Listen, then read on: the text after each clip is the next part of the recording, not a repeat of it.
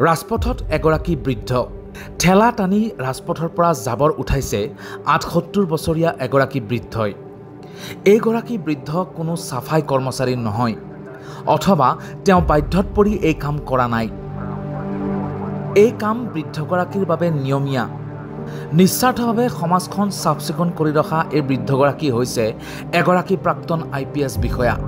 বৃদ্ধগৰাকী পাঞ্জাব আৰক্ষীৰ অৱসৰপ্ৰাপ্ত DIG ইন্দ্ৰজিৎ সিং সিন্ধু।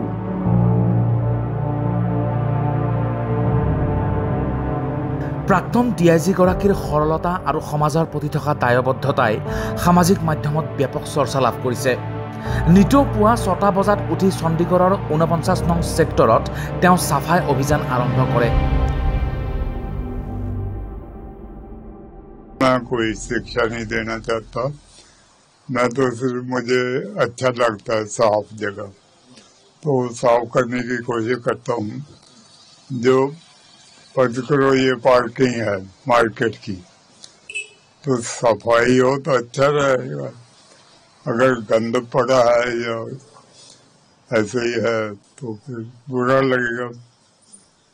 किसी देश में बाहर जाओ, फिल्म वगैरह देखो, उनके फर्श साफ होते हैं और हमारा इंडिया में गड़बड़ है। तो अच्छा अभी कंपटीशन होता है सफाई का ऑल इंडिया में। अब इंडिया में चंडीगढ़ नंबर 2 आया है और 2 नंबर का हाल देख लो। इसलिए हम कोशिश करते हैं कि ये असल महीने में नंबर 2 बन जाए, ये नंबर 1 बन जाए। चंडीगढ़ बहुत पहले से मशहूर है साफ सफाई, ब्यूटीफुल सिटी, अब स्मार्ट सिटी था।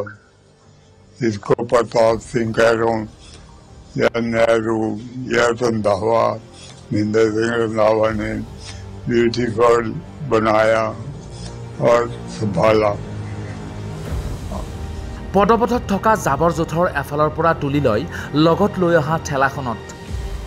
উল্লেখযোগ্য যে শেহতীয়াকৈ প্ৰকাশ পোৱা স্বচ্ছ চহৰৰ তালিকাত চণ্ডীগড়ে পোৱা নিম্ন ৰেংকত তেওঁ অসন্তুষ্ট হৈছিল আৰু তেতিয়াৰ পৰাই তেওঁ নিজেই তেওঁৰ সাধ্য অনুযায়ী এই কাম হাতত লৈছিল। ব্যুৰো ৰিপৰ্ট, আৱাজ দ্য ভইচ।